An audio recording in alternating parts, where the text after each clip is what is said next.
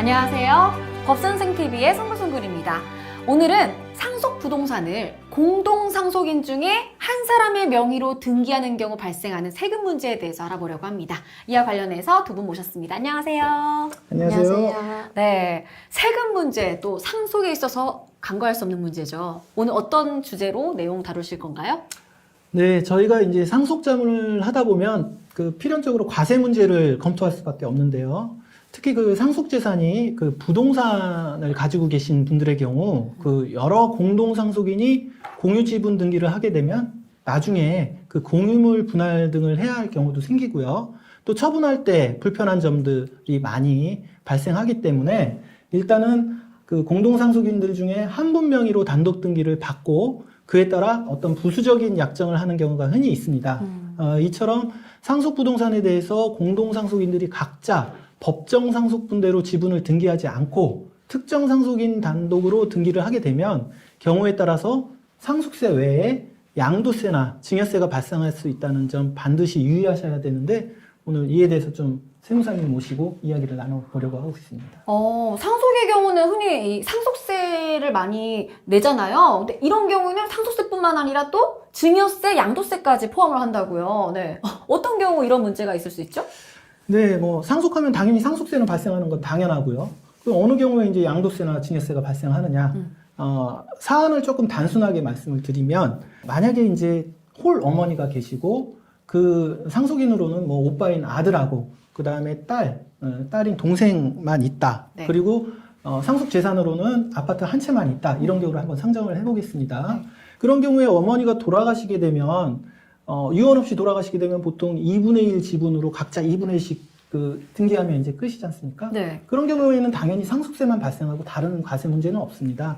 근데 이렇게 공동상속인이 있는 경우에 지분 등기를 하게 되면은 나중에 이 아파트를 어떻게 정산해서 가져가며 이런 문제가 생길 수 있지 않습니까? 그러니까 이런 경우에는 보통 한 사람 명의로 등기를 하고요. 나머지 사람의 지분에 해당하는 금액을 한 사람이 포기하거나 아니면은 포기하지 않고 단독 등기로 가져가신 분이 해당하는 금액을 정산해 주는 경우가 있는데 네. 지분을 포기하는 경우는 예를 들어서 오빠가 단독 등기하고 딸이 지분을 포기했다라고 하면 딸이 자기 지분을 오빠한테 증여하는 꼴이 되죠. 그렇죠.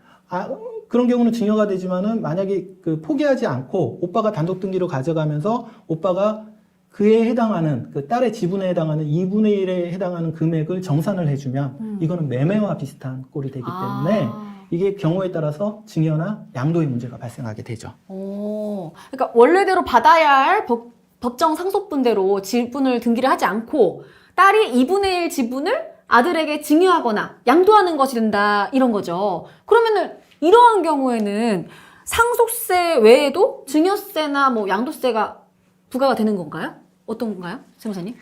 네, 이제 이런 경우에는 오빠와 동생인 딸이 이제 협의를 했는데 딸이 자기 지분을 포기하고 아들 단독 명의로 상속을 받는 경우에는 딸의 법적 상속분, 즉 2분의 1의 지분을 이제 아들에게 증여한 형식이 되게 됩니다. 네. 그런데 상속세법상에서는 최초의 협의 분할을 통해서 이제 아들 명의로 최초 상속 등기를 하는 경우에는 증여세를 과세하지 않습니다. 그런데 이제 주의하실 점은 일단 법적 상속분대로 상속 등기가 되었다가 나중에 이제 재협의를 통해서 아들 단독 명의로 되는 경우에는 이제 원칙적으로 증여세 과세 대상이 되고 다만 재협의에 의한 단독 등기가 상속세 신고 기한 이내에 이루어진 경우에 한해서 증여세를 면제하고 있습니다. 그래서 일단 법적 상속 지분대로 지분 등기를 하였다가 상속분을 포기하는 재협의 분할로 지분 변경 등기를 하실 때에는 반드시 6개월 내에 하셔야지만 증여세가 부과되지 않는다는 점을 이제 구독자분들께서는 반드시 기억하셔야 될 것 같습니다.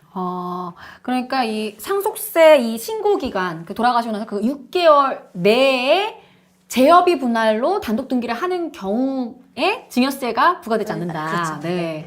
그럼 양도세가 발생하는 경우는 어떤 경우죠?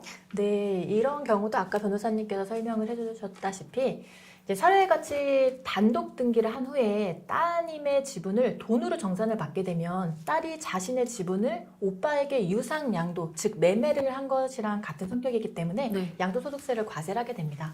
따라서 이러한 경우에는 양도소득세 신고 및 납부를 검토하셔야 됩니다. 세무사님, 근데 저희가 이제 상담을 하다 보면 이세라와 같은 경우에 아들이 딸에게 금전을 보상 지급하려고 하는데 아들에게 그러한 재원이 없습니다. 뭐 돈이 뭐 이렇게 많으신 분이 아니신 경우에 뭐 예를 들면은 그 아까 사례에서 그 호르몬이 아파트가 10억 원 아파트였는데 그 아파트를 아들이 단독으로 상속받고 딸에게 그 지분 정산을 해주려면은 10억짜리 아파트니까 5억을 딸한테 이제 정산을 해줘야 되잖아요.